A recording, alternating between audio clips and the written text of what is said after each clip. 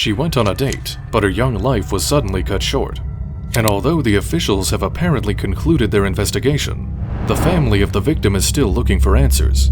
This is the story of Lauren Smith Fields, and here's what happened to her. What happened to Lauren Smith Fields? Living in Bridgeport, Connecticut, 23-year-old Lauren was on a dating app, Bumble, when she matched with Matthew LaFontaine. She was an excellent student who graduated from Stamford High School. At the time of her death, she was studying at Norwalk Community College and wanted to become a professional physical therapist. Moreover, Lauren was also an active person on social media, where she frequently used to post about beauty and travel. The two hit it off and planned a date on December 11, 2021. The two spent the night together, but on the morning of December 12th, Matthew found her unresponsive in bed. He hurriedly called 911, and the operator advised him to start chest compressions, which he did. Unfortunately, these efforts were unsuccessful, and Lauren was pronounced dead at the scene. According to first responders, Matthew was in a state of shock and appeared shaken up. What did Matthew say? So according to LaFontaine, he arrived at Lauren's apartment around 9:30 p.m. Their story began on Bumble, where they'd matched just 3 days earlier. Lauren apparently asked him for $40 to get her nails done, and she invited him over to her place with a bottle of tequila. As the night unfolded, they sipped on tequila, played games, shared a meal, and watched a movie together. At some point, things took a turn. Matthew mentions that Lauren went to the bathroom to vomit, and later, she stepped outside briefly, presumably to get something from her brother. On top of that, she spent about 10 to 15 minutes in the bathroom again. Matthew thought it was a bit odd, but didn't feel comfortable saying anything since they were still getting to know each other. As the night progressed, Lauren fell asleep during the movie. Matthew, being the gentleman he was, carried her to the bedroom and slept beside her. When he woke up at 3 a.m. to use the bathroom, he heard her snoring peacefully. It was only at 6:30 a.m. that he made a chilling discovery. Lauren wasn't breathing. In a state of panic and visible distress, LaFontaine immediately contacted the authorities. Surprisingly, he wasn't taken into custody at the time and was not officially named as a person of interest or brought in for questioning by the police. Lauren's brother later learned that the reason for this was that, at least initially, Matthew appeared to be a nice guy. The official investigation. Well, it appears that the ball was dropped by the authorities. Her family wasn't notified about her death, which is truly heart-wrenching. The police arrived at the scene, but couldn't find a way to reach her family. It was only when her worried mother, Chantal Fields, went to Lauren's apartment a day and a half later and received no response to her calls and texts and discovered a note on the door. The note simply said, "If you're looking for Lauren, please contact this number." Upon making the call, Fields received the devastating news of her daughter's death and was told that a detective would be there in half an hour. However, that half hour turned into over an hour of anxious waiting.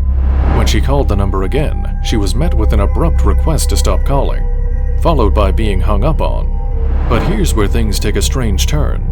The police didn't jump into a full-blown crime scene investigation right away. It took until later that week when the case was reassigned to a different detective.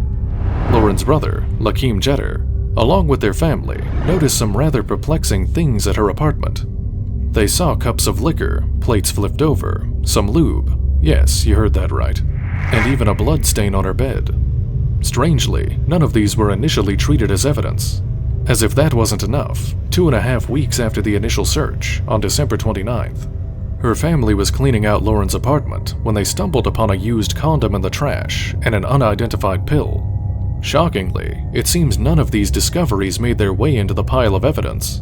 Moreover, the family's lawyer stated that no evidence was sent to the forensic science lab. Her death was ruled an accident. On January 24th, the results of her autopsy were revealed by the chief state medical examiner. According to the report, her cause of death was attributed to acute intoxication due to the combined effects of fentanyl, promethazine, hydroxyzine, and alcohol. In simpler terms, it means she tragically passed away due to the combined impact of these substances. Now, the ruling stated that her death was an accident. But here's where things get interesting. Since fentanyl, a potent and dangerous drug, was detected in her system, the Bridgeport Police Department decided to open up a criminal investigation. They passed a case to their narcotics department, and they teamed up with the DEA, Drug Enforcement Administration, To delve deeper into the matter, what does Lauren's family say?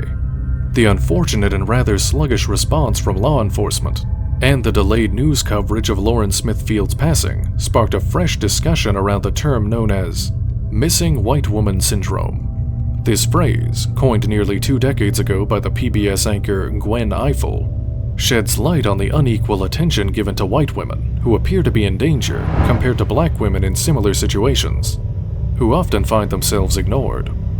Now, the family of the victim believes that her case wasn't taken seriously. They strongly believe that the police department didn't take her death seriously, acted in a racially insensitive manner, and failed to conduct a proper investigation. Unfortunately, this was not the first a black woman's death failed to receive enough attention and public concern.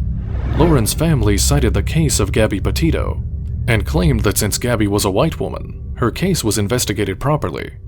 On January 21st, Lauren's family lawyer, Darnell Crossland, made a significant move. He issued a notice of claim, essentially saying, "Hey, we're planning to sue the Bridgeport Police Department for how they handled Lauren's case." The notice lays out a number of troubling issues in the investigation. Among these concerns is the fact that the police didn't gather what appears to be quite obvious evidence. Moreover, officers seemed rather hesitant to officially interview Matthew LaFontaine or name him as a person of interest in the case. And if that wasn't enough, Crossland alleges that Kevin Cronin, the detective initially assigned to the case, might have had some sort of connection with LaFontaine. The city still has a lot of explaining to do. They've come in the room, but they haven't come to the table, so they need to compensate this family for all the damage they've gone through, says Crossland.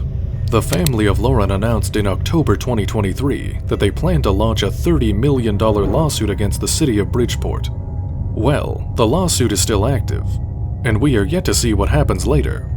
That's all for today's video, and thanks for watching it. Before you leave, make sure to subscribe to my channel and hit the bell icon to never miss any updates.